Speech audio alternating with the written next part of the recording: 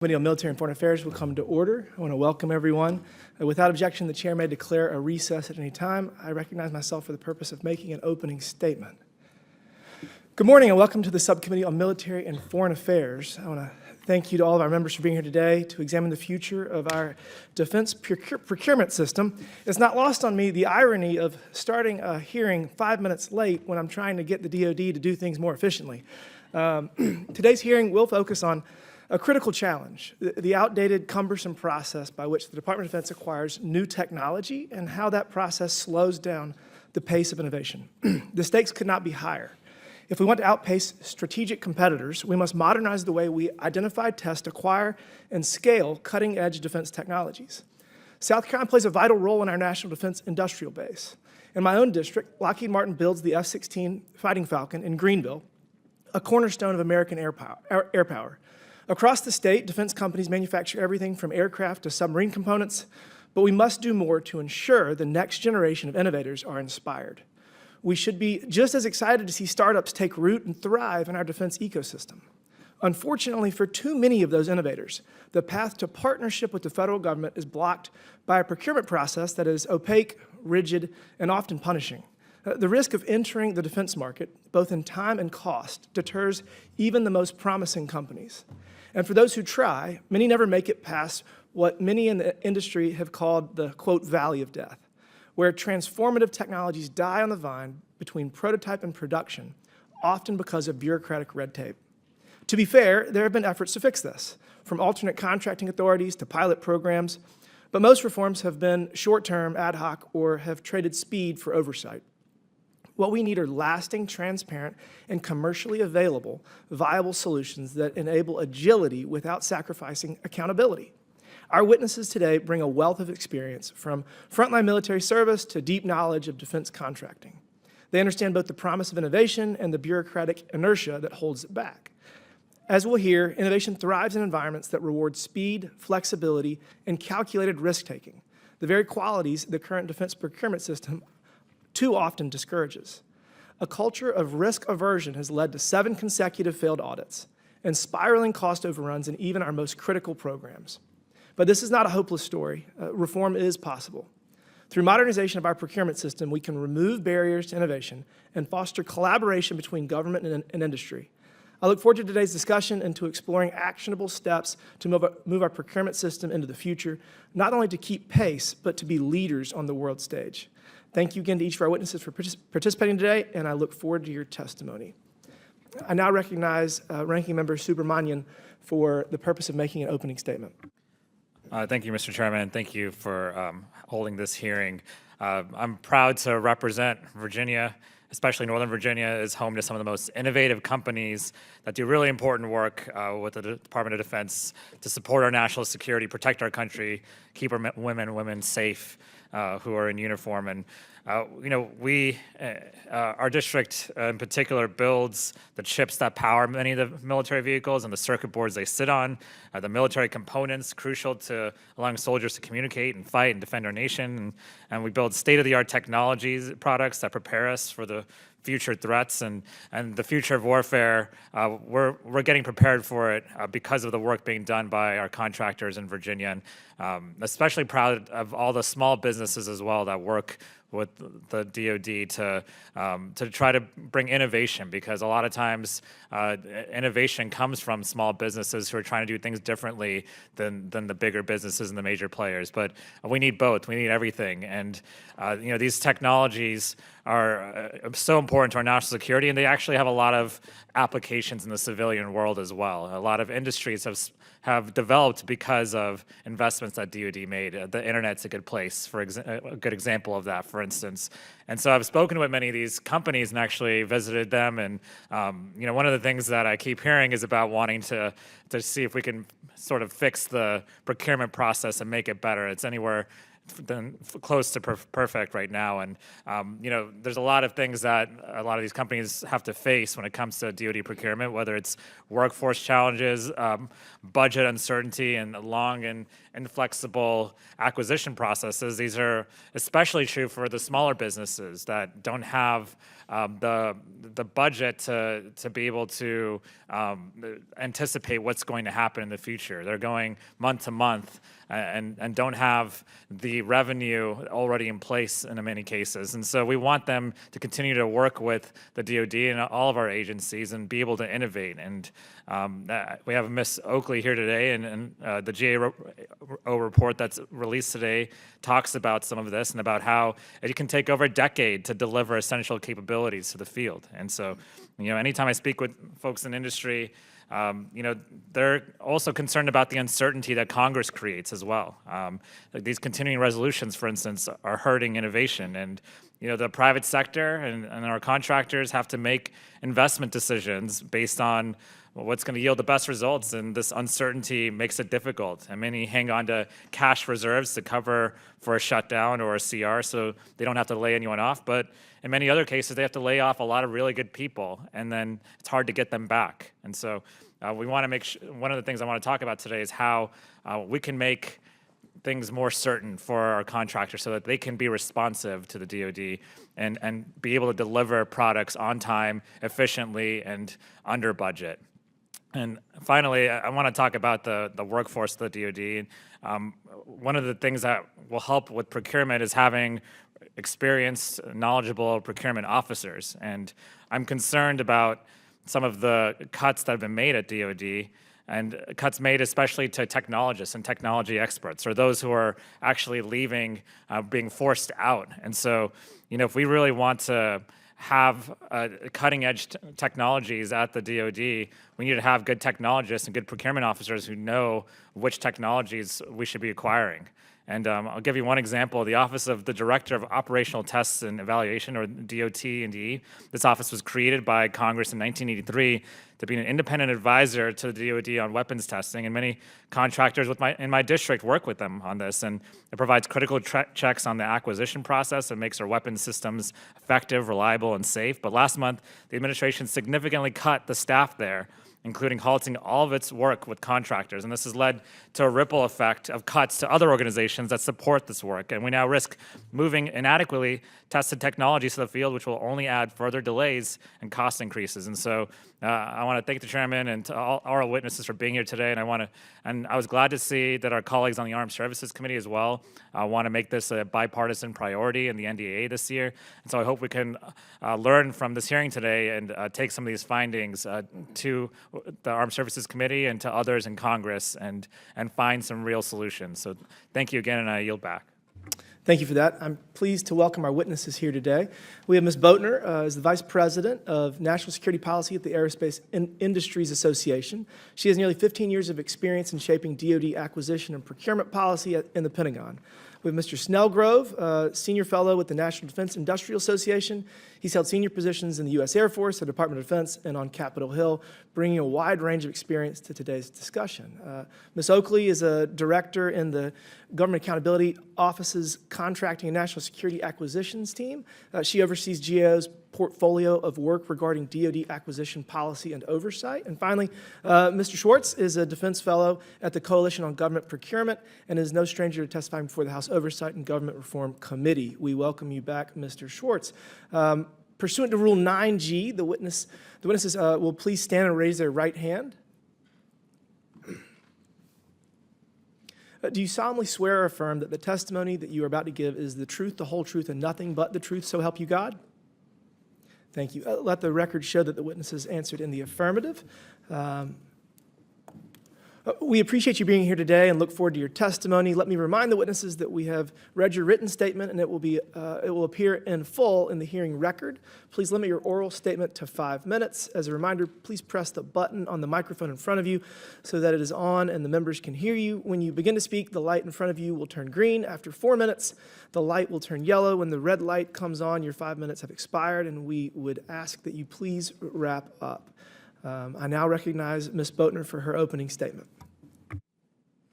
Chairman Timmons, Ranking Member Subramaniam, Members of the subcommittee, on behalf of the Aerospace Industries Association, thank you for the opportunity to testify today on how we can reform acquisition and procurement processes to accelerate defense innovation. AIA represents hundreds of companies across the aerospace and defense sector. These companies and others operating across the broader defense industrial base are important partners to the Department of Defense in its mission to develop and deliver innovative technologies to the warfighter. To operate effectively, defense industry relies upon several conditions, including clear and stable demand signals from both Congress and the executive branch, sufficient federal investment, and an acquisition system that promotes speed, flexibility, and innovation. Unfortunately, these conditions do not exist today. Flat defense budgets, the annual reliance on short-term continuing resolutions, and abrupt programmatic changes have created instability in an uncertain business environment that makes it difficult for the defense industrial base to develop innovative new technologies, maintain production lines, or support a skilled workforce. Couple that uncertainty with a defense acquisition system born in the Cold War and fundamentally designed to eliminate risk, and the result is a rigid and lengthy system which does not enable the flexibility or speed required by today's evolving threat landscape. As evidence of this, the average amount of time for a major acquisition program to deliver capability is now 11 years. Given the rapid pace at which technologies and threats evolve today, that is too long. These protracted timelines can be directly attributed to the maze of burdensome statutes, regulations, and policies both the DoD and defense industrial base must comply with. For example, the Federal Acquisition Regulation, which governs the federal procurement process, spans more than 2,000 pages. When combined with the DoD's supplementary regulation, known as the DFARS, it totals more than 5,000 pages. And this does not include thousands of additional pages of requirements contained within various defense policies, guides, and manuals. Taken together, these challenges have had a corrosive effect on the health of the industrial base and our national security. In some cases, these obstacles have driven companies to stop participating in the defense ecosystem altogether. From 2011 to 2020, approximately 40% of small businesses decided to leave the DoD market. For those companies who stayed, the defense marketplace has only become more difficult to operate in. Demand signals discourage long-term investments in novel technologies. Extended and unpredictable contract award timelines make it challenging to attract and retain skilled workforces. And the multitude of laws and regulations significantly increase the cost and complexity of doing business with the government.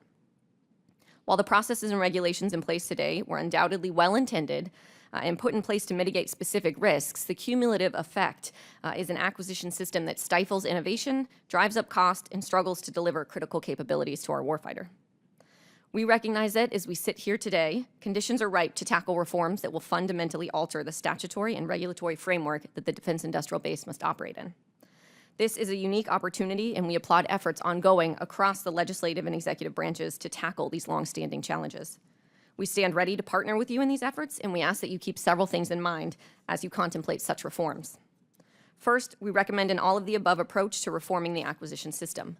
This approach recognizes the contributions of the whole industrial base, which is a complex network of established primes, new entrants, mid- and sub-tier suppliers, small businesses, and commercial providers of all sizes, are required to meet the warfighter's needs. These efforts should include finding ways to empower new entrants in the market, streamlining access for small and mid-sized businesses, and addressing the obstacles faced by established vendors in executing programs. Second, Congress and the DoD should focus on right-sizing the regulatory regime. This will require a focused and comprehensive review to harmonize and streamline the layers of compliance requirements that have been added over many years, while still ensuring proper oversight mechanisms remain in place. Government and industry collaboration will be crucial in identifying those most onerous compliance requirements. AIA conducted a deliberate review of these regulations, and I would be happy to discuss these areas in more detail should you like. Lastly, any efforts to reform the acquisition process and reduce burdensome regulatory requirements will be done in vain if federal investment in national defense does not keep pace with the threats we face. We encourage a return to on-time, predictable, and sufficient defense funding. A consistent and stable demand signal is an essential pillar in strengthening the defense industrial base. Taken together, these changes will broaden the defense industrial base, enable DoD to better access industry innovation, and accelerate processes to more rapidly deliver to the warfighter. We look forward to working with Congress and the DoD as reforms are identified and implemented. On behalf of AIA, thank you for the opportunity to testify, and I look forward to your questions. Thank you for that. I now recognize Mr. Snellgrove for his opening statement. Chairman Timmons, Ranking Member Subramaniam, and members of the committee. Good morning, and thank you for the opportunity to testify today on military procurement and defense innovation, and specifically the critical role that small businesses and defense technology startups play in securing our nation's future. As a military officer and veteran of the wars in Iraq and Afghanistan, a former congressional staffer on the House Armed Services Committee, and now a small business owner working in national security, I've seen firsthand how innovation thrives in America, but too often fails to reach the warfighter. The challenge is not a lack of ideas or ambition. It is a system that is encumbered by red tape and resists change. Bottom line, we are operating at two speeds, one fast, adaptive, and entrepreneurial, and the other constrained by outdated processes and paralyzing uncertainty. Despite growth in venture capital and new entrants into the defense marketplace, small businesses still account for a disproportionately small share of defense contracts. Promising technologies remain locked in pilot programs or mired in procurement cycles that outlast the companies themselves. For early-stage defense technology companies, the financial realities are stark. The average time between venture funding rounds is just 12 months, placing immense pressure on founders to quickly demonstrate product market fit, validate their technology, and secure meaningful government contracts. Yet the DoD procurement cycle operates on a much longer timeline. As a result, many promising startups either pivot away from national security or fail outright, not because of technological shortcomings, but because the system is simply too slow to keep pace with private sector tempo.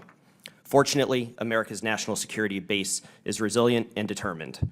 We are at a pinnacle moment, one where years of frustration have matured into a focused, bipartisan conversation about reform. Legislative interventions like the Forged Act and the recently introduced SPEED Act reflect this shift, offering pragmatic solutions to unlock acquisition speed and empower portfolio-based decision-making. Building upon this progress, I offer 4 recommendations. Number 1, we must reform acquisition pathways and adopt a commercial-first system to capitalize off private sector R&D. Defense innovation doesn't emerge from rigidly executing outdated requirements. It thrives when companies take risks, anticipate emerging threats, and build capabilities the Pentagon didn't yet know it needed. If we want to outpace our adversaries, we must empower those who are building the future, not just fulfilling the past. The recent executive order from the White House on modernizing defense acquisition and spurring innovation is an important step towards adopting a commercial-first acquisition framework. Number 2, we must invest in manufacturing and industrial resilience, including workforce development, additive manufacturing, and targeted use of Defense Production Act authorities, which are set to lapse at the end of September. Programs like the DoD Office of Strategic Capital Loan Program are critical for bridging the funding gap that often prevents innovative technologies from scaling beyond prototype into full-rate production. The expansion of OSC's lending authority in the House-passed reconciliation bill is an important step to making this program more accessible to defense technology startups.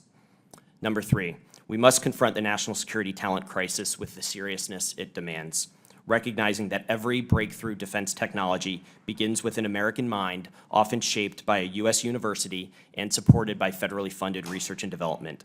Now is not the time to cut basic research funding. Doing so would undermine the very foundation upon which the future technologies and future companies are built. We cannot afford to sacrifice our long-term national security for short-term budget optics. Number 4, we must cut through the red tape that's holding back America's innovation base. This means harnessing the power of AI to streamline bloated contracting processes and back-office functions. We must also modernize outdated export controls that prevent U.S. companies from equipping our allies with trusted technology, remove legacy barriers that delay access to classified facilities through innovative policy reforms, and ensure that government laboratories are focused on supporting private sector innovation, not competing with it. This committee plays a vital role in ensuring accountability and progress. It is your oversight that ensures innovation mandates are implemented and that we do not allow bureaucracy to choke off opportunity. America's edge in innovation is not guaranteed. It must be earned and renewed with deliberate policy, sustained funding, and a defense ecosystem that values speed, risk-taking, and new voices. If we want to field the most advanced capabilities before our adversaries do, we must create a system that rewards these behaviors. Thank you, and I look forward to your questions. Thank you for that. I now recognize Ms. Oakley for her opening statement. Chairman Timmons, Ranking Member Subramaniam, and members of the subcommittee, I appreciate the opportunity to be here today to speak about DoD's path forward for reforming acquisition and accelerating innovation. The Department of Defense is at a critical crossroads when it comes to procurement and innovation. The pace of technological change, from biotech and microelectronics to AI and machine learning, is accelerating. Unfortunately, our adversaries are moving faster than we are to turn these advances into military advantage. To its credit, DoD recognizes that the current acquisition system isn't keeping up, as does the Congress. There have been reforms, things like new pathways, new offices like the Defense Innovation Unit, more flexible contracting options like OTAs, and even recent executive orders calling for the overhaul of acquisition and procurement at DoD. But despite these efforts, the system remains too slow, too rigid, and too costly.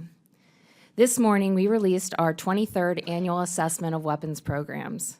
DoD plans to spend at least $2.4 trillion on its weapons portfolio. Yet it now takes nearly 12 years on average to deliver capability to the warfighter. That's a year and a half longer than just last year.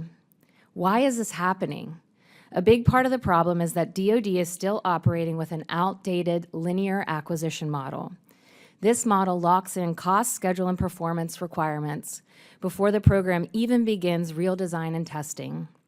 As a result, programs take a long time and are often delivering on outdated needs with outdated technology. In contrast, the world's most successful companies use iterative development to build and improve complex products. They refine high-level requirements based on real-time feedback. They leverage modern digital tools to design, test, and manufacture faster. And they deliver value early, and then they keep evolving their products over time to keep adding value. DoD's adaptive acquisition framework was meant to bring more flexibility and speed to the process. But while it's helped some programs get off the ground more quickly, we're not seeing them finish any faster. Take the middle tier pathway. It's designed for programs that can deliver capabilities within 2 to 5 years. Yet many programs are taking that long to just prototype, and then at least 5 more years to provide any real capability. Bottom line, programs aren't using the framework to achieve the efficiencies the department intended for it to. As a result, the warfighter is still left waiting more than a decade for capability. We've found that many programs aren't using iterative development, and that's a missed opportunity. Getting the benefits of iterative development requires planning for it from the start, setting up programs to test, learn, and adjust early and often based on feedback. It also means adopting modern digital tools and building an innovation pipeline that continually feeds new technologies into development. But innovation can't happen without strategy. DoD's science and technology planning still lacks clarity. It doesn't define the right mix of incremental versus disruptive innovation or assess whether they're achieving the mix. Leading companies do this as a matter of course. It's how they ensure they're prepared for both the near term and the long haul. Over the years, GAO has made clear, actionable recommendations based upon our body of work examining the practices of leading innovative companies. In line with these practices, we've urged DoD to update its policies to support iterative development, define and track innovation investments, and create a more agile S&T management framework. But progress has been limited. And we're not the only ones calling for big change. The current administration and previous administrations, several commissions, Congresses, and countless think tanks all have put forward ideas for overhauling the acquisition and budgeting systems. There's near universal agreement that the status quo is not working. But DoD can't keep applying workarounds to a broken system. The threat environment is evolving too quickly for that. What's needed is full-scale shift toward an acquisition model built for speed, flexibility, and innovation. GAO's work, alongside our many open recommendations, offers a roadmap for getting there. We believe that adopting proven commercial practices can provide the strategic foundation for DoD that it needs to meet the moment. Chairman Timmons, Ranking Member Subramaniam, and members of the subcommittee, this concludes my opening statement. I'm happy to take any questions you have. Thank you for that. I now recognize Mr. Schwarz for his opening statement. Thank you very much, Chairman, Ranking Member, members of the subcommittee. Thank you for inviting me to talk about the defense acquisition system and innovation adoption. Our defense industrial base is shrinking. But it's not just small businesses. It's all businesses. The battlefield is evolving faster than our acquisition system can keep up with. We are seeing this in real time today in the Pacific and in Ukraine. The US does not have an innovation problem. The Department of Defense has an acquisition and adoption problem. Ms. Botner is right. Overregulation is choking our system. It is the #1 cause consistently in polls on why companies either leave the defense industrial base or choose not to work with it in the first place. We need to streamline a lot of these regulations. Cost accounting systems, those have not been updated in decades. Commercial buying practices, the thresholds that we use for acquisition, these all need to be reviewed, and many of those, if not all of the ones that I just mentioned, are within the jurisdiction of this committee. Mr. Snellgrove is right. We need small businesses. The Small Business Act was championed by President Eisenhower, who knew better than most Americans the importance to the Department of Defense of getting the capabilities of small businesses into DoD. And the theory, and he said this, and Congress, you can look at the congressional record, this is what they talked about for the Small Business Act. We need the capabilities and technology and adaptability of small businesses. And we need a fair, level playing field for everybody, because what we need at the end of the day is for DoD to have the best capabilities, not what company we buy it from, but what they are delivering to the warfighter. And it is not just small businesses, it's not just medium-sized businesses, we need the entire industrial base, because at the same time that the defense industrial base is shrinking, the entire economy and the number of companies in the United States is increasing, and we need to tap into that. Ms. Oakley is right. We cannot have 500+ day requirement processes, budget processes that take years, and acquisition systems that take just as long. We need iterative systems, and we need to constantly evolve. It's not what something is deployed is deployed. We need to constantly evolve. But we are just playing around the margins. All these things are very important, but we're just playing around the margins. We're not going to move the needle unless we do two things: deal with the defense acquisition workforce and modernize DoD's IT systems. Acquisition, at its heart, is not about regulations.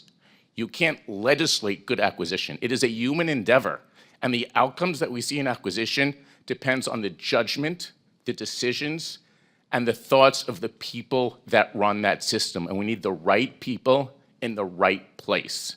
And let me emphasize the right people, not just the right people, in the right place. I recall when I was in Afghanistan as an advisor to the CJ5 at the time for logistics, I was talking to his advisor on acquisition. And we were talking about how much money is being spent in Afghanistan on contracts. And I said, well, that's not what the Federal Procurement Data System data says. The Federal Procurement Data System tracks all data in federal government. And he said, well, I never heard of it. And I was stunned how he never heard of it. I said, you're the acquisition advisor. He said, yeah, for about a week and a half. When I landed in Afghanistan, I was a helo pilot. And now they made me an acquisition advisor. That might be the right person, but in the wrong place. It's like playing a football game and having the best coaches and the best game plan, but your quarterback lining up to be wide receiver. That is problem number one. Problem number two is very often our acquisition workforce doesn't control the technical baseline. They don't know about the systems. I remember talking to a program manager who was doing a logistics IT system for the Army.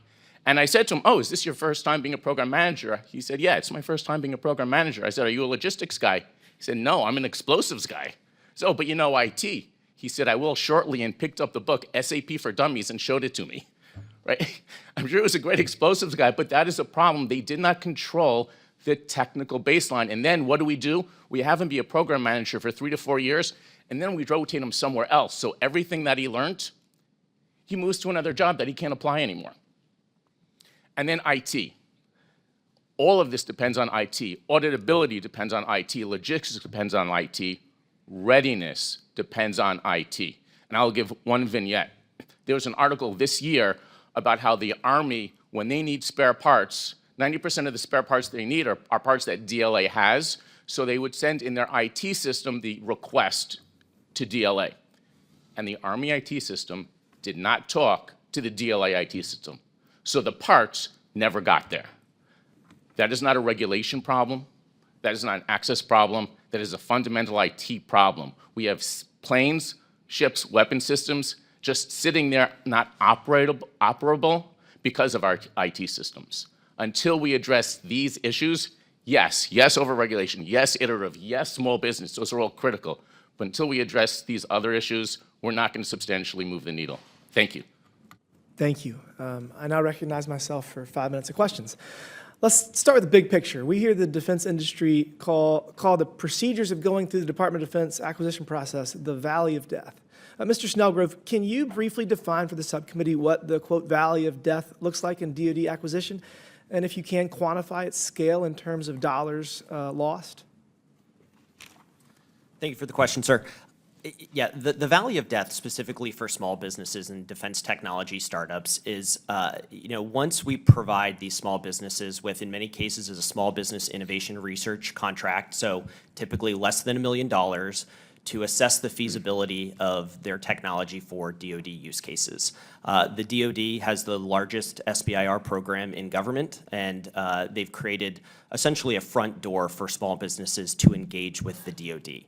Unfortunately, we have not created the mechanisms for small businesses to graduate from that program routinely and then scale their technology across the Department of Defense.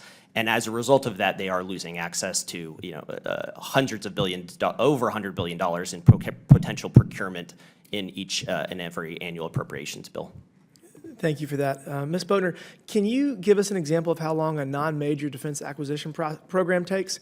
More specifically, how much time does a commercial-grade prototype spend on contract negotiations versus research, development, and testing? Absolutely, apologize. Right, so we've talked about major development programs taking about 11 years. When you're talking about a non-major system and you're focused on commercial, that should be able to be done in a matter of months. I think what you see in reality, though, is that that can take upwards of years. Congress and the department has given streamlined authorities to procure commercially, and what I would tell you is that within the Department of Defense, I think, in response to a risk aversion, a creeping back of those requirements that Congress, intentionally tried to remove. And so while it should only take a shorter amount of time, particularly when you're talking about a smaller system, it could be done in months, it's taking years. Relatedly, have you seen instances where the scope of the DoD's needs change over time and that ends up extending the procurement process? And if so, do you have an example? Absolutely. I think across warfighting portfolios, you see that it's referred to as requirements creep. And the requirements process, particularly for larger weapon systems, can take anywhere from 1 to 3 years. So in that 1 to 3 year time period, of course, requirements are going to evolve. New technologies are emerging, new threats are emerging. And so requirements are changing. The problem, though, is that the requirements process is so prescriptive that, to Ms. Oakley's point, the department struggles to respond to those changes with any agility. So I happen to be meeting with the South Carolina Home Builders Association later today, and they always complain that permitting is costing them up to 35% of the cost of a new build. And if you think about it, that's pretty wild. Between delays and just the regulation, it seems that we're kind of getting to something similar cost-wise in the procurement process. And it's gotten so bad that I guess certain people are saying we're just going to turn it upside down and go out and create something and hope it works out. I recently saw the 60-minute expose on Anduril, and the founder there is just saying, I'm going to build this and then bring it to DoD and tell them why they want it. Mr. Schwarz, has this happened before, or is this just kind of a novel approach? So it has happened before, and there are a lot of companies that have these great capabilities. And it goes back to, and I think this is the great point, is the technology is out there, the innovation is out there. The problem is acquisition and adoption of the Department of Defense. So when you talk about programs that take 11, 12 years, or a requirement process that takes more than a year, one of the big challenges is by the time you finish, it's already obsolete, right? So the more that companies can invest and develop the technologies, the better. But I think what it really drives to really get to the heart of your question is, yes, we should be looking at the commercial markets and buy a lot more commercial, and not just buy commercial. Let's use commercial buying processes to buy it. Let's try to limit all those other regulations that we put on and we do this to ourselves in the department, that we put on DoD internally that take so long and add all of these contract clauses that companies never deal with. Thank you for that. I feel like necessity is the mother of invention, and I don't think the Ukrainians are taking 11 years to develop their next drone that they're using in real time. So we need to get better at this. With that, I yield back, and now I recognize the ranking member, Mr. Subramaniam, for 5 minutes. And thank you, Mr. Chairman. It's a very good conversation. I guess, Ms. Oakley, your report came out today, and I'm very interested in some of the findings here, especially this iterative development approach and trying to reform how we procure things at DoD. I guess I'm going to try to summarize kind of what's been said, which is right now the DoD has a lot of money, but it spends that money in a way that's not very agile. It sometimes buys technologies or products but the acquisition process takes so long that by the time they receive that product, it may be obsolete because of how fast things are changing. In other cases, as Mr. Snellgrove mentioned, small businesses really don't want to work with the DoD or have trouble working with the DoD because the process is so cumbersome. Ms. Botner mentioned some of that as well. And so you're not getting the best and brightest in our country working with the DoD, trying to help them innovate. There's some exceptions to this that I want to point out, like the Defense Innovation Unit, but that's a workaround, as Ms. Oakley mentioned. That's not necessarily the norm at the DoD. And then Mr. Schwarz mentioned that a lot of these procurement officers are not experienced in what they do, and that a lot of times they're just sort of, sometimes literally helicoptered in, thinking they're going to be doing something else, and then they end up being an acquisition person, and then they leave and do something else, and a new acquisition person comes in too. And in the meantime, a lot of the IT and tech people, we seem to be losing them. And so I think that's sort of the summary in my head of what's going on here. But this certainly can't be, I'm new here, so this is my first term. This certainly can't be the first time we've had this conversation. And so, Ms. Oakley, I would just ask, why hasn't anything changed? This can't be the first time we've had this conversation, right? Why has change been so slow at the DoD? I think that change has been slow for a number of reasons. I think oftentimes the changes are focused on things around the margins, right? Trying to change a specific process or a specific policy to get at a particular issue. But what our work would advocate for is a wholesale new approach to acquisition that would address a number of the issues that we're talking about here. Having an iterative development approach opens you up to businesses that you would never be able to work with before because they don't want to work in DoD's long linear acquisition processes with all the bureaucratic hurdles that they have to go over. But an iterative development process opens them up to a new world. I think the other thing that's important to note is that the prior long linear acquisitions that we've had in the past have maybe been okay for the threats that we've faced over the past several decades. That's different now. We're in a new world where technology is evolving very quickly and the threat is changing and we're facing peer competitors. That's all a new world, and that requires Are those new problems, though? New problems, yeah. I mean, Past 10 years, you would say? Yeah, I would say it's new problems and new opportunities, right? Okay. The pace of technological change is stunning right now, and being able to seize on those opportunities is something that DoD needs to be able to take very seriously. How much money, this is for anyone, how much money do you think we could save by fixing DoD procurement, like ballpark, you would say? I think you could save hundreds of billions of dollars. I mean, just our work on weapons systems alone, where we point out cost and schedule overruns for these programs every year in our annual weapons assessment, would really point to the fact that if we got more efficient and effective at providing capabilities to our warfighter, we would save a significant amount of money and avoid a lot of the waste in the system that we have right now. And I would say 3 points about that question. The first one is I would say we can at least save 10%, if you want to talk actual dollars, right?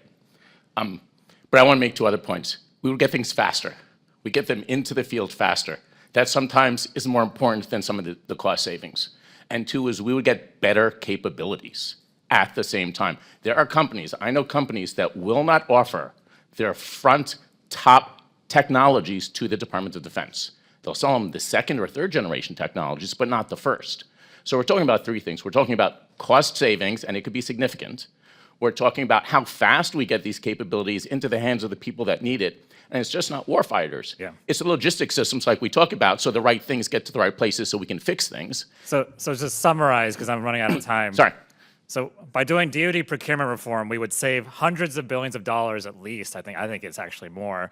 We would get things faster, and we'd get better technology. I think this should be one of Congress's top priorities when it comes to budgeting. I yield back. Thank you for that. And I think the plan is to have a second round of questions for anyone that is interested. I now recognize the gentleman from Arizona, Mr. Biggs, for 5 minutes. Thank you, Mr. Chairman. Thank the witnesses for coming. So all of everybody but Mr. Schwarz, but I knew you were thinking this too. All of you mentioned Congress's failure to do a budget, but to resort to CRs repeatedly. That is a major problem. It is a major problem, and shame on Congress. And in my entire time here, I've only voted for one CR, and I kind of have buyer's remorse even over that one. The other thing is DOD has consistently had crappy audits. They've never passed an audit, to be frank. And it's because you have a sclerotic bureaucratic system, and they've told us, we're too big to be audited. We don't know where it's all going. That is a huge, huge problem. And so we've been focusing on procurement today, but I will just tell you that the previous administration also implemented something called project labor agreements on federal contracts. And those agreements kill competition, they inflate prices, they block non-union contractors from fair opportunities. And so the Trump administration said, we're not going to do that anymore. Claims court said, yeah, federal claims court says, that's right, you don't have to do that. Then the district court judge in D.C. now came in and said, well, wait a second, we're going to reinstate that. The result is you sideline some of the best contractors, which we're already talking about in the procurement system. You sideline many contractors, many people, many entrepreneurs may be interested, but they don't want to get into it because it is so bad. In my state, because of the PLAs, businesses are forced to abandon bids. They're forced to get into unionization, and this is a state where 97% of the workers are non-unionized. I mean, this is just absurd. So we end up rigging the system. So, Mr. Snellgrove, are you aware of PLAs? I am aware, but I am not an expert. Okay. Ms. Oakley, are you aware of PLAs? Same answer. Ms. Botner? Same answer. Okay, Mr. Schwarz, it's down to you, baby. I feel obligated not to disagree with anyone on this panel. Very good. Well, here's the problem. The DOD, everything you guys have talked about is stuff that we've talked about before, but we don't ever make the change because you have bureaucratic stasis. There is no real attempt to move it because there is no incentive to move it. Until this body says we're going to make a change, then there will be no incentive for the agency, the department, to make the change. So we can talk till we're blue in the face about all the great ideas y'all have, but it is us. We have met the enemy. It is Congress. It is us. And until we make the change, it's not gonna happen. And so when whether it's on the PLA side or just the project side, or whether it's the procurement process, these bureaucratic overlays. And by the way, it's not that they won't just not get better; it's that they will get worse because there is no incentive to change. And what bureaucrats find incentive in doing is protecting a fiefdom, the system that's in place. They're comfortable with the status quo because that's what they know. Now, what's the status quo in the military? It's to have an acquisitions officer that's there for 6 months to 2 years, and then move them on back to the bomb squad or whatever it may be. And that is a perpetual problem that we have. But what changes it ultimately is going to have to be tied directly to funding. Because Congress, you know what Congress's response to this every time is, yeah, they've never passed an audit. Yeah, we know there's massive amounts of waste, because studies have routinely said there's massive amounts of waste. But you know what we do? We say, we're going to give you more money. That's what we're going to do. We're not going to give you any kind of direction on how to fix this, because why? That would cause Congress to actually think and, in a bipartisan way, restructure what's happening in DOD. But we're never going to do it. I'm sorry to say, this body is probably irredeemable. And with that, I'll yield back. Thank you for that. I now recognize the gentleman from Massachusetts, Mr. Lynch, for 5 minutes. Thank you. First of all, thank you to all the witnesses for your willingness to come forward and help the committee with its work. Mr. Schwarz, we just had, so since January of this year, when the Trump administration took over, we've had about 121,000 layoffs at DOD. Do we know how many of those employees came out of the Defense Acquisition Department? I don't know estimates. I've heard of ultimate goals is something like 10,000, but that's only what I've heard. Yeah. The deferred resignation program that was offered to DOD took out 21,000 of our employees who, to be eligible, you had to be 50 years old and you had to have 20 years of service. If you had 25 years of service, there was no age limit there, obviously. But that cohort, you know, first of all, 83% of these people have a bachelor's degree or greater. I'm just trying to figure what the impact of the layoffs and the so-called deferred resignation program had on the efficiency and the capabilities of the defense acquisition program in general. Sure. So 2 comments. One is you mentioned 20 years and over 50, and I just realized how old I am because I fit into that. Yeah, but that would be some of our most valuable and knowledgeable and capable employees, right? So there are a lot of people that are very capable, absolutely. And I can't control what the size ultimately will be, but I do believe we absolutely can take steps now to ensure that we have the right workforce, and importantly, not just numbers, but the right skills and the right incentives for the people in 2 years, 3 years, 4 years, because this is a long-term game. Yeah. Do you have any, going back to the gentleman's earlier question, do you have any idea how many PLAs are actually in place? No. Anybody there? Yeah. My experience, and I'm a former union president and for the iron workers, and one of the complaints I have just generally with DOD contracts is a black box. Nobody knows how these contracts are being awarded. It seems like there's a propensity to award contracts to firms that have connections with former admirals or generals, and so they have an inside knowledge of the needs of DOD. They've got those relationships, and that's much more prevalent. That's involved in every single DOD contract, and there are very, very few product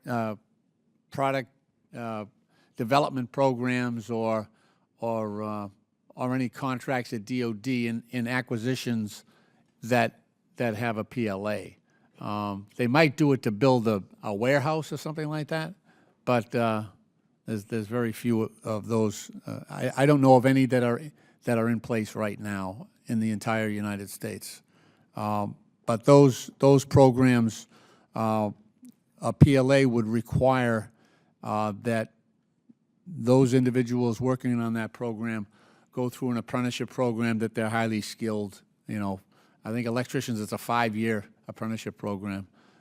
For plumbers, pipe fitters, steam fitters, 5-year program. So they make sure that these folks that are going on to DOD projects are actually highly skilled and able to perform the work at a level that is that meets the standard of the Defense Department.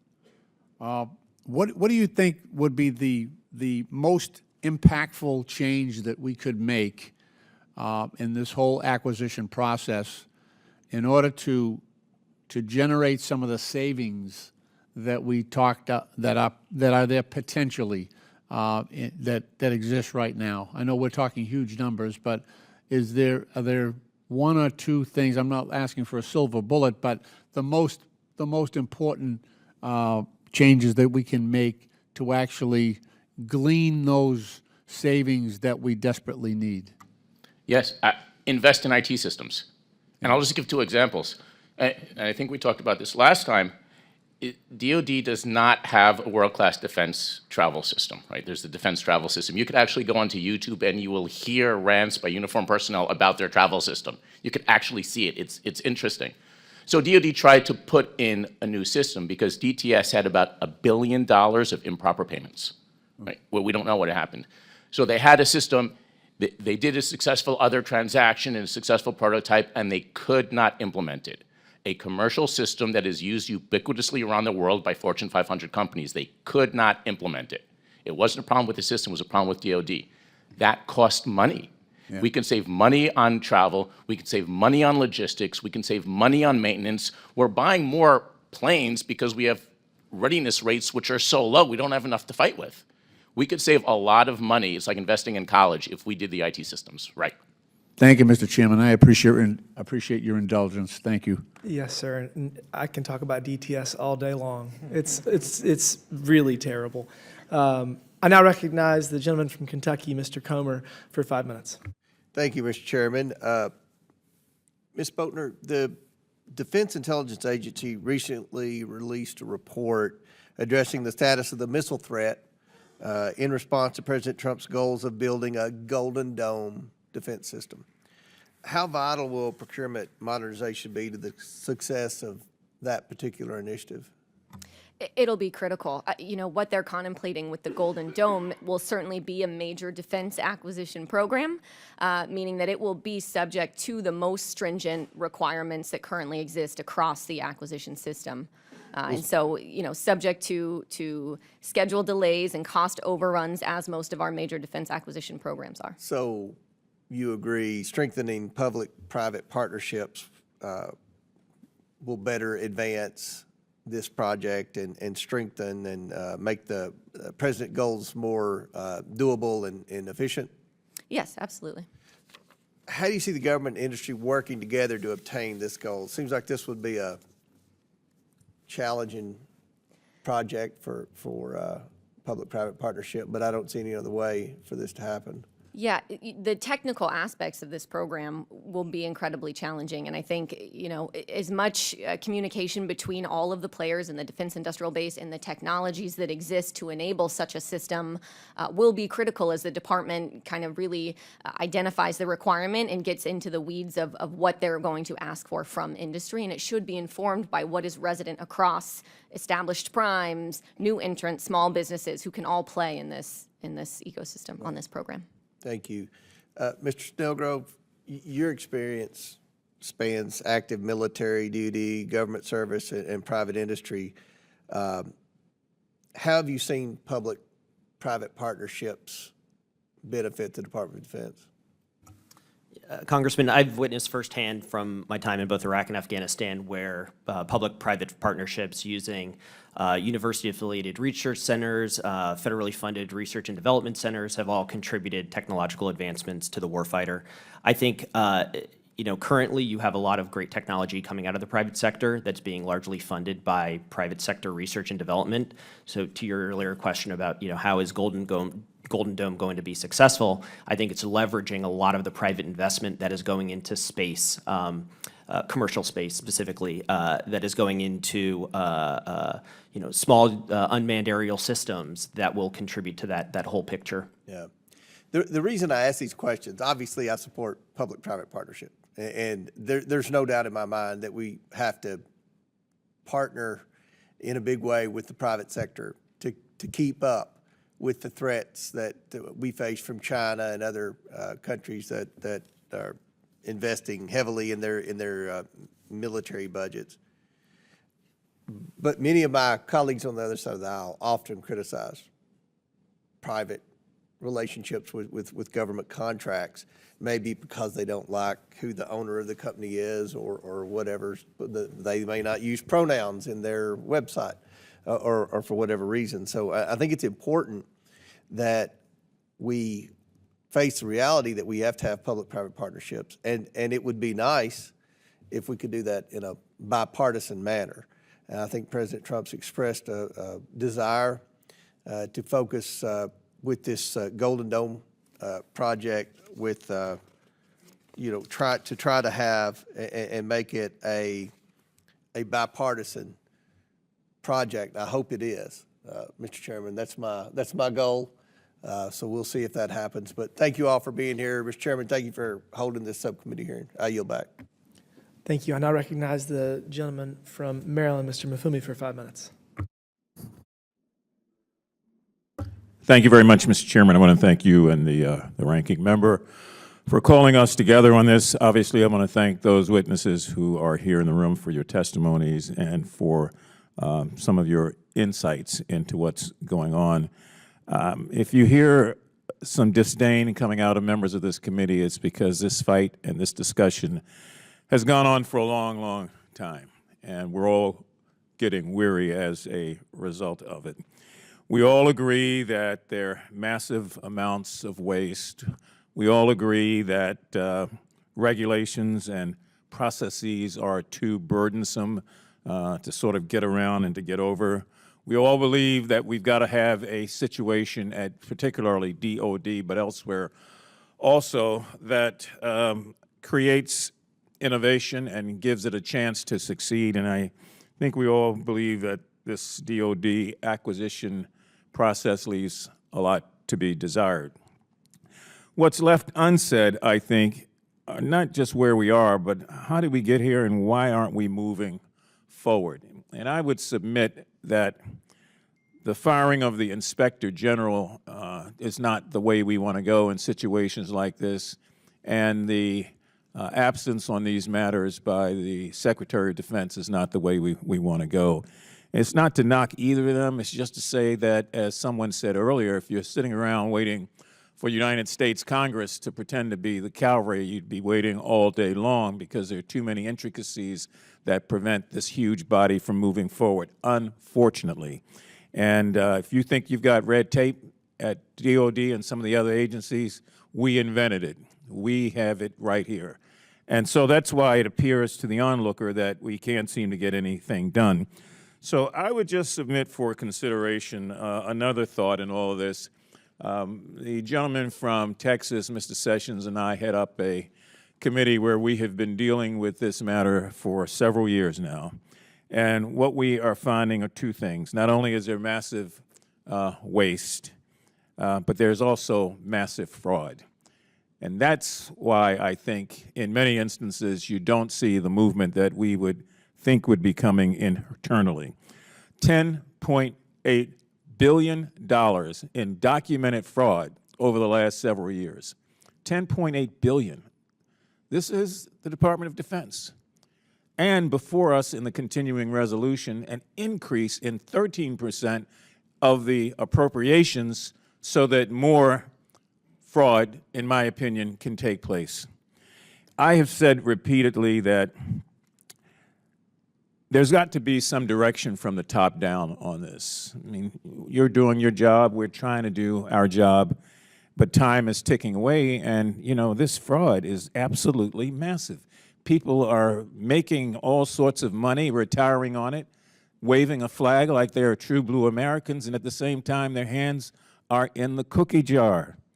$10.8 billion, documented fraud. And so when you don't have an inspector general who can point that stuff out, you're in a situation where nobody knows that it's going on unless there is an investigative report that takes place. And I want to particularly thank the Government Accounting Office. I mean, I don't know what we would do if we didn't have you providing the information and the suggestions that we need. But we are in a bad, bad situation when that kind of money can be ripped off away from the American taxpayer, and we're not prosecuting anybody whatsoever. That's money that could be going toward food and nutrition programs. It could be money to offset these drastic cuts in Medicaid. It's money that could be shoring up a number of areas right now where we are short as a nation. But when you don't see it, because it walks out the door and it's $10.8 billion, God only knows what it's going to be in the next report. This is a massive, massive failing on the part of all of us. And so I have appealed, and will do so again publicly, to Secretary Hegseth at this moment to please come before this or the entire Oversight Committee and let us know what you are planning to do about this. We've issued that formal announcement. I'm issuing it again today. The Marine Corps is the only branch of the service that has gotten past these failed audits. And it's because the Commandant of the Marine Corps said, look, this is how we're going to do it. Anybody that doesn't want to agree, you're getting off the ship now. And everybody else got in lockstep. It's not happening anywhere else. And I think it's got to come from the Secretary of Defense directly to everybody under his line of command so that the things you are proposing, which are good common sense things, actually get put into practice. Mr. Chairman, I yield back. Thank you. I now recognize the gentleman from Arizona, Mr. Crane, for 5 minutes. Thank you, Mr. Chairman, for holding this hearing today. Thank you for our panelists for coming to testify.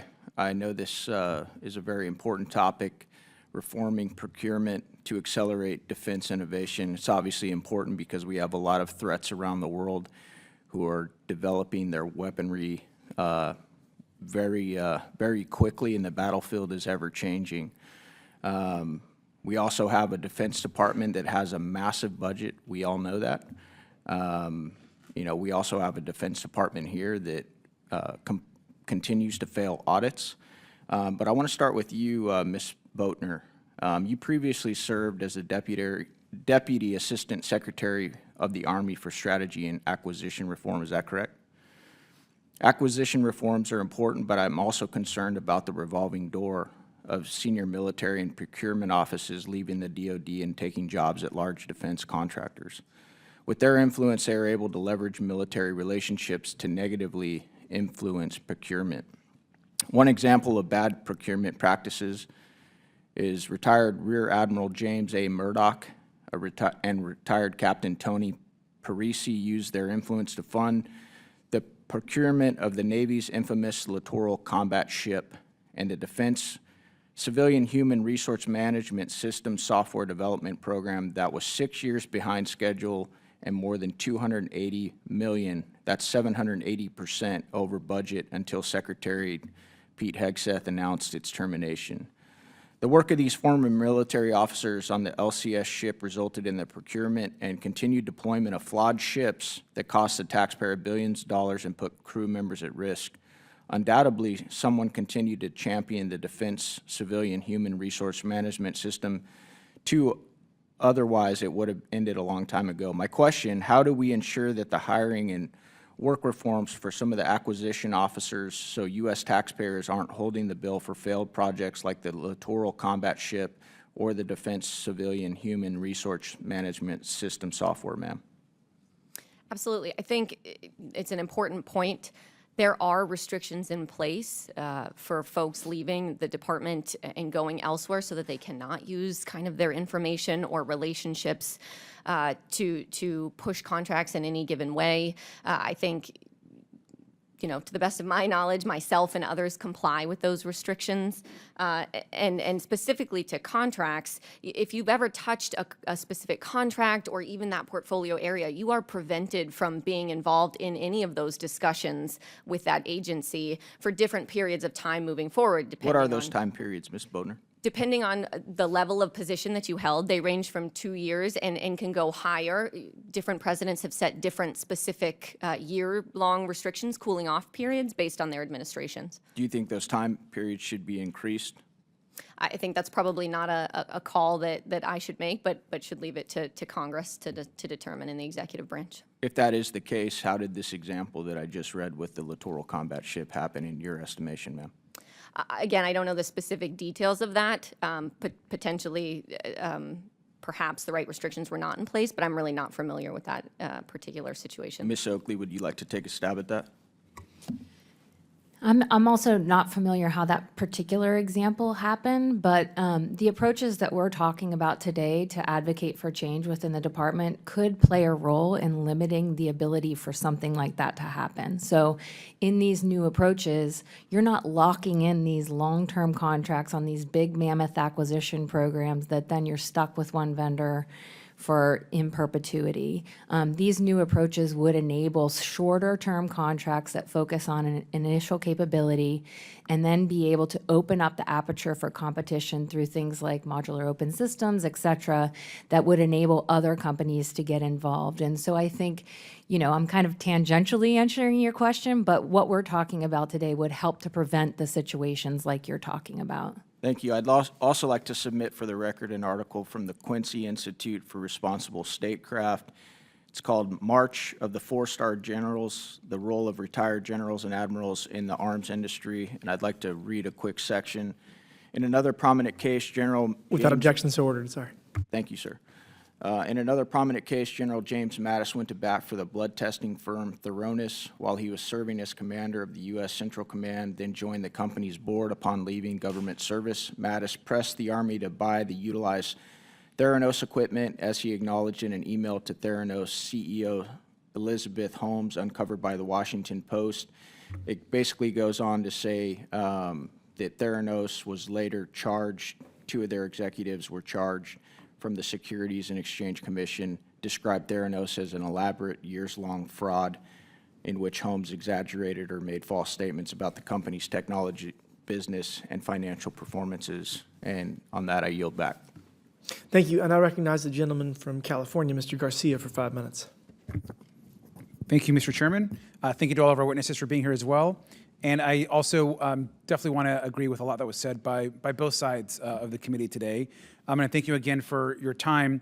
I just want to just start, of course, by saying that I think everyone here agrees that our military needs the absolute best equipment, the best materials.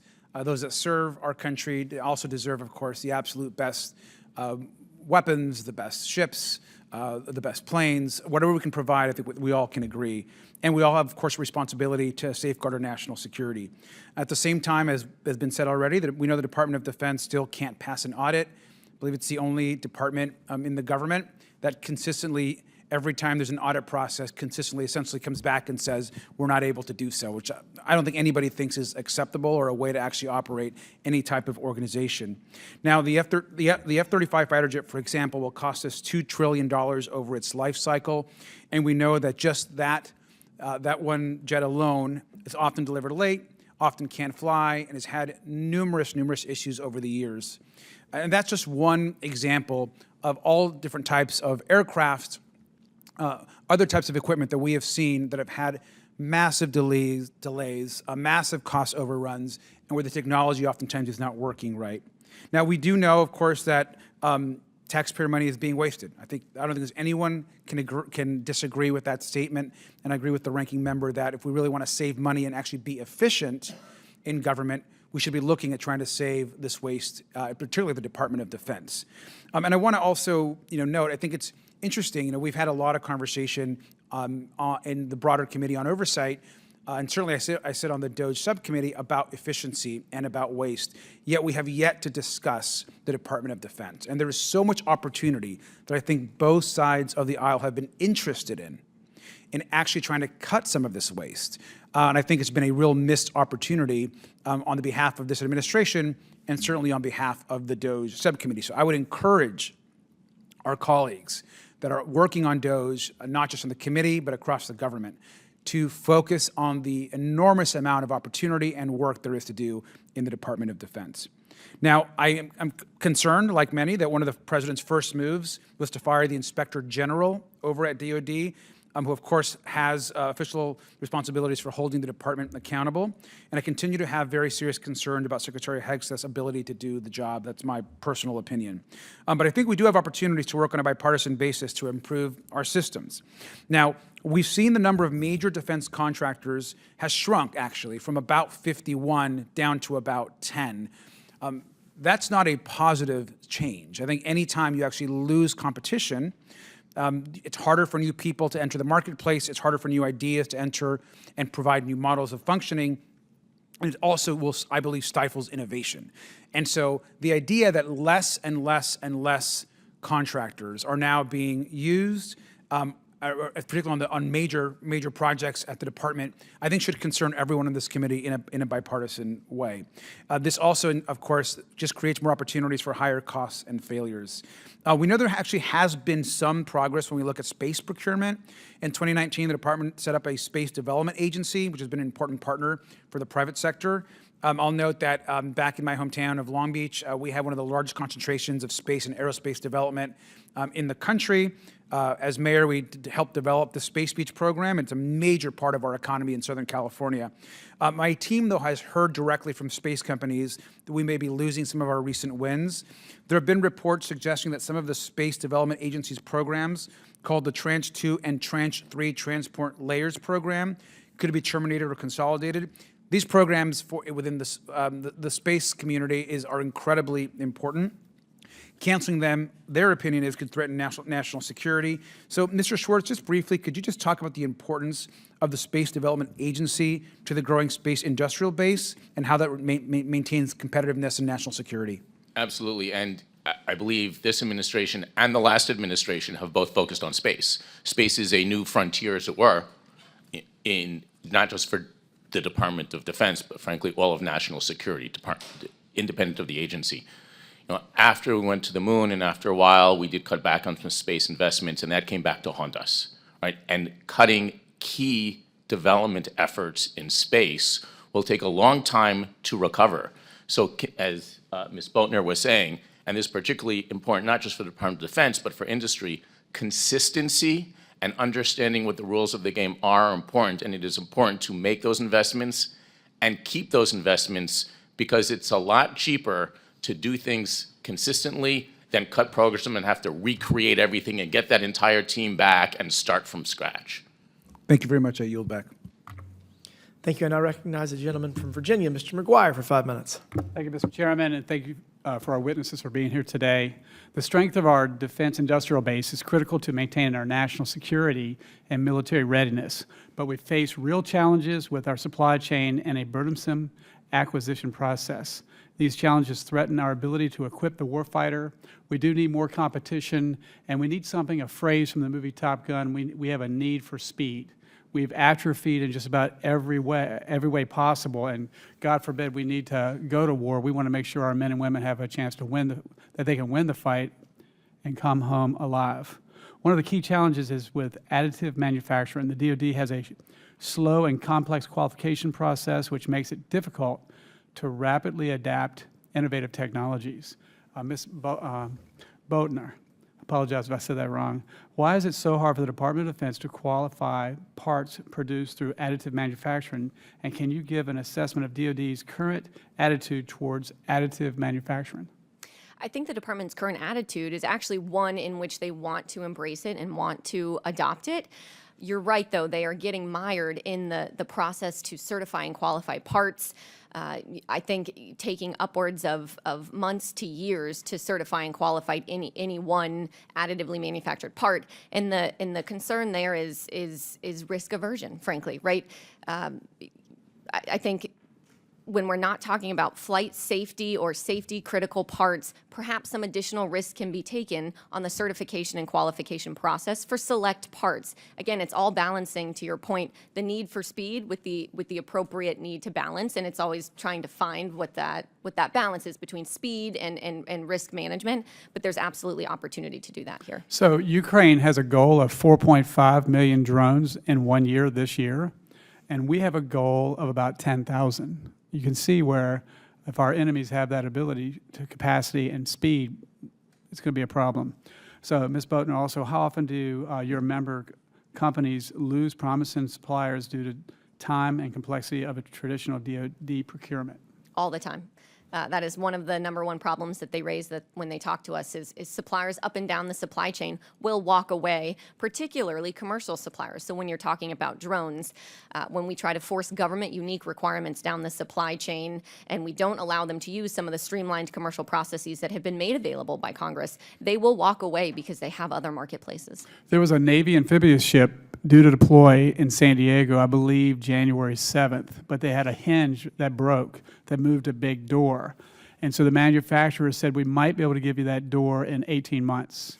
So in my district, we have a ATDM. They scanned it, and over Christmas and New Year's, they produced a part. These guys can do 3D printing with titanium and steel, et cetera. And they installed the part on January 6th, and the ship departed on time January 7th. Ms. Botner, how can we better integrate small and mid-sized innovators into the defense industrial base without burying them under regulatory compliance demands? That's the answer. I think you have to look at the regulatory regime that's in place today, right? Every regulation was put in place to protect against a bigger risk, but it now creates an even larger risk, which is that we're losing suppliers, we're losing small businesses, those that have a lot of innovation. And I think taking a whack at the regulatory regime will go a long way, because it's exactly our mid-sized companies and our small businesses that don't have the resources to comply with what the government requires in those regulations. Mr. Snellgrove, what are you hearing from industry leaders regarding what they see as their biggest roadblock in the procurement process? Yeah, Congressman, I would highlight one major issue which we see from small businesses, universities, and even major defense contractors, and that's access to classified facilities and networks. Across the country, there is a major lack of these facilities, specifically in the areas where we need them most. For decades, constructing your own SCIF as a company has been a cost-prohibitive endeavor, costing multi-million dollars and multi-years, many of which small businesses and startups can't afford to take on, which prevents them from actually competing for classified contracts. Fortunately, members of Congress, have recognized this is an issue, and just over the last few years have passed legislation to start to scale this kind of shared classified facility model, almost like a WeWork for SCIFs, to allow access and expand access across the nation for startups, large companies, and universities. Just real quick for Ms. Oakley, how do we strike a right balance between oversight and speed, especially when rapid innovation is the goal? Absolutely. I think that's a key challenge, and I actually think it's one that Congress plays a critical role in helping with. When you think about kind of the need for oversight, it is significant based upon managing the risk to the government. So when you're taking on an F-35, for example, or an LCS, as was mentioned before, that's a giant program and a huge commitment. And so the risk to the government is huge. So rightly, as Ms. Botner mentioned, a lot of these restrictions and requirements were put in place because of the magnitude of the risk. But when you're taking a different approach and focusing on getting out capability quickly in shorter timeframes, the magnitude of that risk is much less. And so it requires a new look at oversight, and the types of things that will be required in that environment are going to be different than in the environment that we have traditionally seen. Thank you. I yield back. Thank you. And again, if anyone wishes to ask a second round of question, we're going to start that now. I now recognize myself for 5 minutes. So I'm still a captain in the Air Force. I'm the Area Defense Counsel for the South Carolina Air National Guard. And continuing resolutions have really caused me an enormous amount of problems in my service in the military. I can't fathom what it is like the entire enterprise-wide. How bad are continuing resolutions for the procurement process? Ms. Botner? Sure, continuing resolutions, right, they prevent or they cap funding at the prior year level spending. And so what that does is forces programs to make tough decisions, reducing procurement quantities, for example, meaning your per unit cost increases, so you're driving up cost. You also can't award any new contracts or task orders for as long as the CR is in place. There are program managers that will actually plan to not award any contracts in the first or second quarter of a year and wait till the second, third, and fourth quarter, knowing that there will be a continuing resolution, and that pushes program timelines to the right. And that really it has a very negative impact on the supply chain, given the uncertainty of that environment, and particularly for small businesses who don't have the cash flow to kind of hang on over that long time horizon that a CR all these challenges that we're talking about, if you could fix one problem, would it be no more CRs? Oh, absolutely. Budget stability, consistent demand signals, that would make a huge difference for the defense industrial base and really for the procurement system. I think that's something that we can work on. Shouldn't be a hard task to fund the government. I want to talk about technology. So, if you look at healthcare and the challenges that we face with rural health, telehealth is something that has really solved a lot of problems. I mean, we have increased connectivity.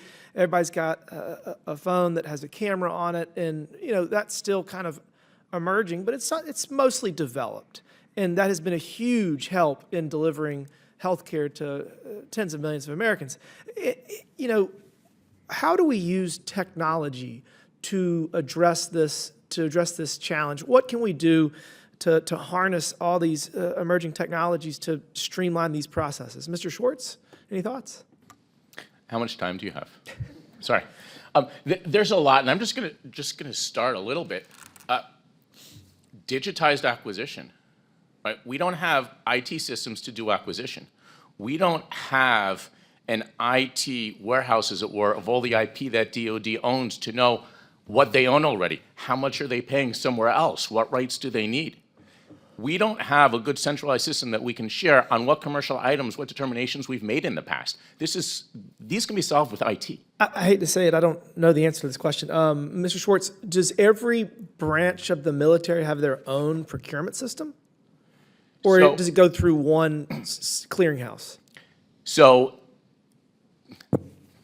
do the Marines have one? Do the Navy have one? Does the Air Force? There is a Defense Federal Acquisition Regulation system, and it all ultimately rolls up to the Secretary of Defense. However, each department has their own Air Force regulation system, Army regulation system, Navy for tweaks. It's why we have multiple variants of the F-35? It's one reason. Well, that's more a requirements decision, but yeah, no one was making the call, right? And they also have different individuals in charge, so each department and sometimes service has a service acquisition executive who is different, right? So there's a service acquisition executive for the Army, the Navy, the Air Force, Space Force. There's a head of procurement for SOCOM, for example. So there is a lot of disparity. Mr. Snellgrove, so I feel like authoritarian governments have a big advantage when it comes to this issue because they don't have any of the restraints that Western democracies have. Are any Western democracies doing this better? Are any countries that share our system of government doing this better than we are? Chairman, no, they are not. The U.S. is, still the leader in innovation across the globe, despite all of the headwinds that we've described. I feel like Israel today would probably be pretty good at stuff like this. Are they ahead of us, or are they still following our lead? I think there are a lot of lessons that we've learned from Israel, specifically over the last 12 to 18 months. However, a lot of the technology that Israel is deploying is still invented here in the United States and shared through various DoD programs, counter-tunneling programs, Iron Dome programs. There's a whole host of examples. And I assume we all agree that China's command economy and ability to dictate everything in a real-time manner is a disadvantage for us, relatively speaking. Is that fair? Okay. We need to get better at this. Thank you. I yield back. I now recognize the ranking member, Mr. Subramanian, for 5 minutes. Thank you, Mr. Chair. I wanted to ask Ms. Oakley about the iterative development approach a little bit more. Let me give you an example to see if I'm right. So some new cars now, so I have an old car and a new car. My old car has a system, an audio system in there that was built when the car was built. There's no way of updating it in any sort of way. It is what it is, and obviously 12 years later, it's very outdated. If I want a new audio system, I might as well buy a new car at that point. But the new car I have, or newish car I have, you can update the audio system and update the offerings the audio system has. Is that what you would say is an iterative development approach? That's one aspect of it. So obviously, allowing over-the-air updates for software is one capability that can be added to an existing capability to get something out quickly. So you field something with the knowledge that you're still working on the software to update a critical capability. So that's one step of it. But then the next step is, you know, being able to change out the engine, being able to change other key parts of that system in an easy way because you've structured the program to be able to be modified in the long run. So you're going at an acquisition with the intention of, we're going to put out this car, and these are the capabilities that's going to provide. In the interim, while we're working on the next iteration of it, we're going to give it software updates while we design, test, and evaluate the next iteration and collect feedback from the first iteration to then change the design and put out a new vehicle, a new model going forward. And that's exactly the type of iterative approach that we think DoD should follow to ensure that we're meeting warfighter needs. I'll give you a more tangible example as well. So we have a lot of assets in space now. We have a Space Force, and we're very involved in defense in space. And you know, some of those assets are very valuable satellites in low Earth orbit. And I have a company in my district that has the ability to basically maintain those satellites, and they've come up with new innovative ways to do that. So instead of having to buy and launch a new satellite, we can just keep the satellites we have up there running because they're perfectly fine otherwise. Sometimes they just simply run out of fuel, so we just need to refuel them. And the problem they've encountered is institutional barriers at DoD to adopt these kinds of services. And so how would you, what could we do to help sort of put in place these iterative development approaches that you've suggested?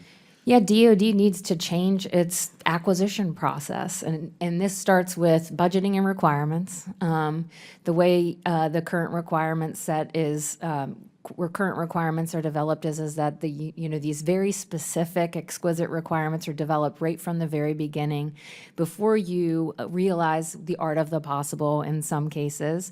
And then it also, doing that, ignores the fact that you might be able to continue upgrading and modifying systems as you go forward. And so what our work would look at is, could DoD put in place a requirement system that starts with high-level needs, focuses on what those critical needs are, and then does the design, testing, and evaluation using digital tools to be able to understand where they're going to be able to get in a reasonable time frame, and then structures the program to be able to leverage just what you're saying, the ability to upgrade and modernize systems as you're going forward. And that needs to be baked in from the very beginning. The other thing that I've seen from, I think, almost everyone's testimony here today, and even the comments of the other members, is that we have to have good talent at the DoD. And I guess I would ask really anyone, you know, some of the people who have resigned, I think there's been thousands now, the DoD were either probationary or were fired, were probationary, or they were, you know, people who were technologists and they had left for greener pastures. And so how do we attract better talent to the DoD when right now there's this issue with the federal government and cuts to the federal government? Anyone? I will jump in. So how to attract talent? I think there are a number of ways. There was a while where I was going to a lot of people and asking them, why did you leave government? And would you go back into government? And how important is pay? And invariably, pay was not the issue. The issue that a lot of these people who are former government employees would say was two, is one, I didn't feel like I could get anything done. And two, was I was being too micromanaged. Right? I wasn't asked to do anything. I was told, this is what you do, this is the policy you follow, this is how you do it. Right? It was those two things. I said, would you go back into government? I'm like, give me an offer, but can I get anything done? And that was really what motivated a lot of people to leave. And I think, having been a former government worker myself, motivates a lot of people to want to work for government. You know, and if we can fix those things, I think we will get the best and the brightest. Yeah, I yield back. Thank you. Thank you. And I recognize the gentleman from Arizona, Mr. Crane, for 5 minutes. Thank you, Mr. Chairman. I want to start this line of questioning off with just a little of my background. I was in the military myself, a former service member, and I still have a lot of friends in the military that are running around some of the worst parts of the world. I want them to have the best gear possible. I want our military to be strong, but I do struggle with the Defense Department and their complete lack of ability to pass an audit or be financial responsible in any way. Ms. Oakley, you come from GAO, is that correct? Yes, sir. What does that stand for, ma'am? Government Accountability Office. And you're tasked often with looking over data, verifying information, and then bringing your findings to Congress so that we can try and present some legislative solutions. Is that correct? Correct. Okay. Did your organization submit a report to Congress that said that the Pentagon won't be able to pass an audit until 2028? Yes. Why is that? Why is it going to take, why is it going to take another 4 years for the DOD to pass an audit? I'm not familiar with the intimate findings of that report, but I know that we have reported a number of times that DOD doesn't have the controls and processes in place to be able to pass the audit. And I'm assuming that those findings are focused on what DOD's action plan is for passing that financial audit, given that DOD financial management is on our high-risk list. And so I would assume that those findings are based upon what we've seen in that action plan. Do you know when the last time the DOD passed an audit was? Why are you laughing, Mr. Schwarz? They haven't. They haven't, right? As a department, they have not. Right. Since they were required to in 1990, they've never passed one. Is that correct? Correct. Yeah. So it's just interesting that we sit here and talk about this because this is a bipartisan problem. This isn't Republicans or Democrats. This is Republicans and Democrats. Let me pose it this way. Why would the DOD pass an audit or even try and pass an audit if we continue to fund them at the same levels or increase levels over and over again? I think that's a very good question. What is the incentive if there's no consequence of not passing the audit? Absolutely. That's the only language that people and organizations up here in DC understand, which is why I opened with what I told you about my background and my concern, but yet several times I voted against the NDAA and other authorization and appropriations for the Department of Defense because of my concern, not only for our national debt, right, and the deficits that we're running, but because of the Department of Defense's unwillingness to be fiscally responsible or accountable to the American people whatsoever. As a matter of fact, a couple months ago, I went over to the Pentagon and I was talking to Secretary Hegseth with other conservatives, and this was one of the things I brought up. I said, hey, sir, I understand you guys have been tasked with a lot of important things. You know, I'm a supporter of yours. I'm a supporter of a strong military. I've seen a lot of reporting from DOGE and some of the other agencies that they've taken a look at. When are we going to see, you know, some fraud, waste, and abuse reporting at the Department of Defense?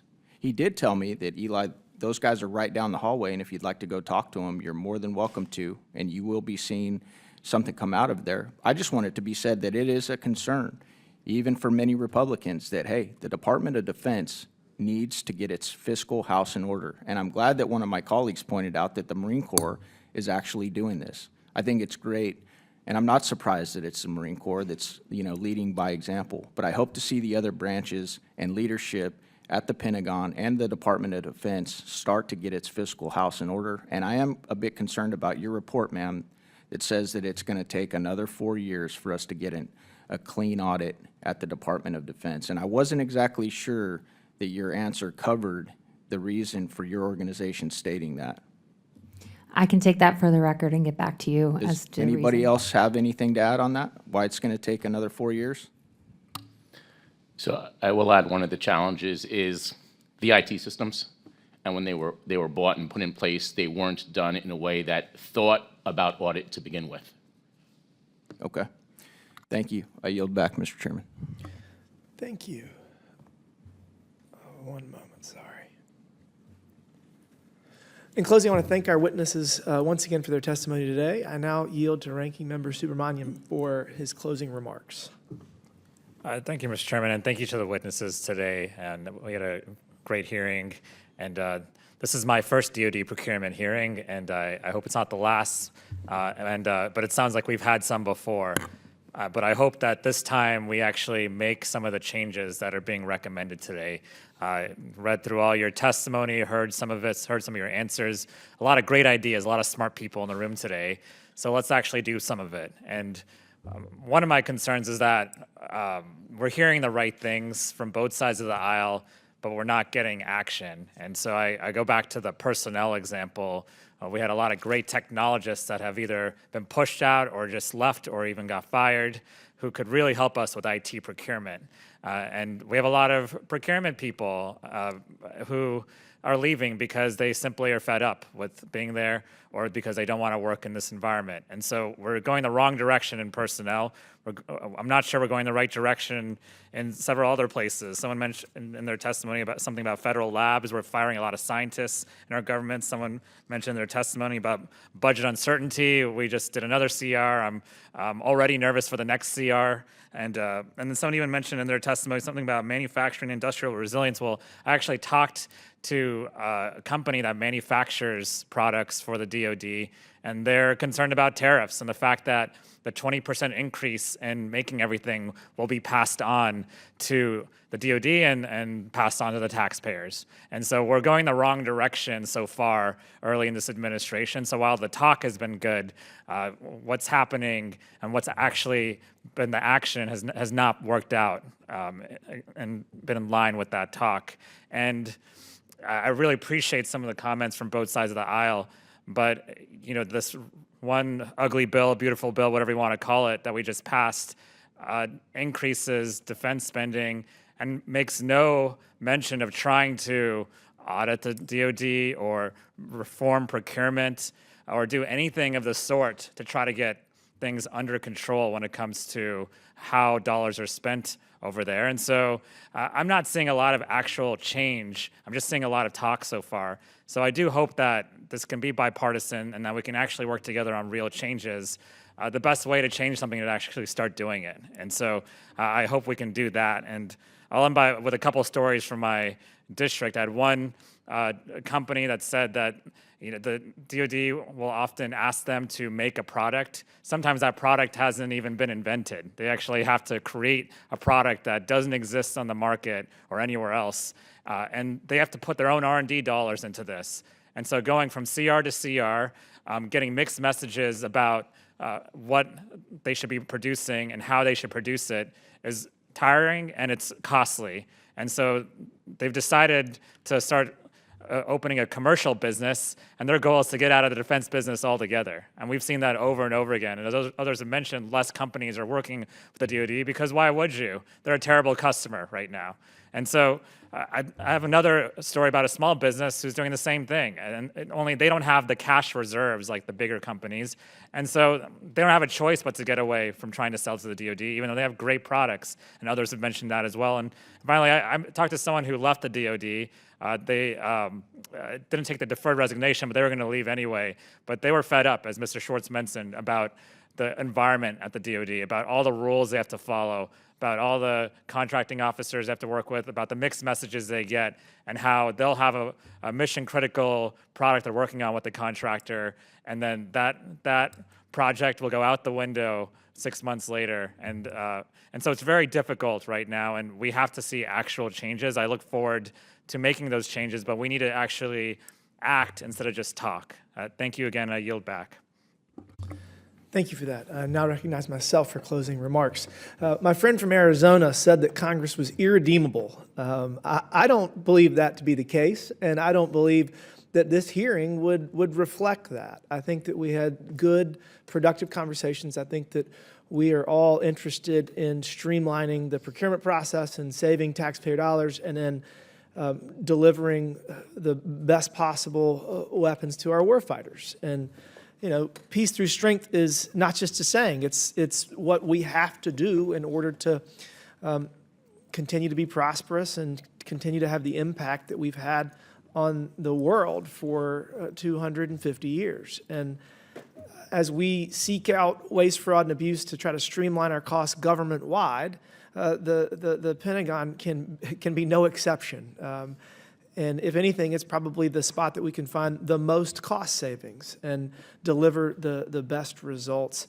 So I think one of the things that I've taken away from this, I mean, I kind of knew this, that CRs are just really bad for the government in general, and they're really bad for the military, but they're also really bad for procurement. And so we have to do our job, and we have to fund the government, and we have to create predictability for the defense industrial base to continue to provide the best possible products to our military. And our competitiveness,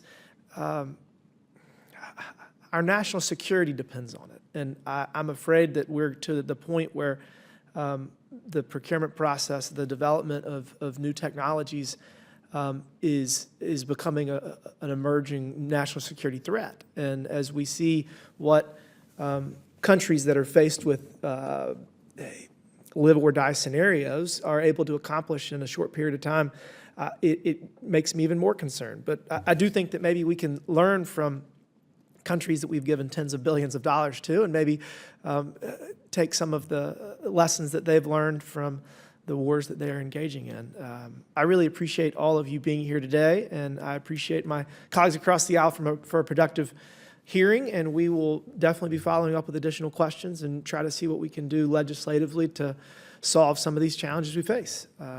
With that, and without objection, all members have 5 legislative days within which to submit materials and additional written questions for the witnesses, which will be forwarded to the witnesses. If there is no further business, without objection, the subcommittee stands adjourned. Thank you all.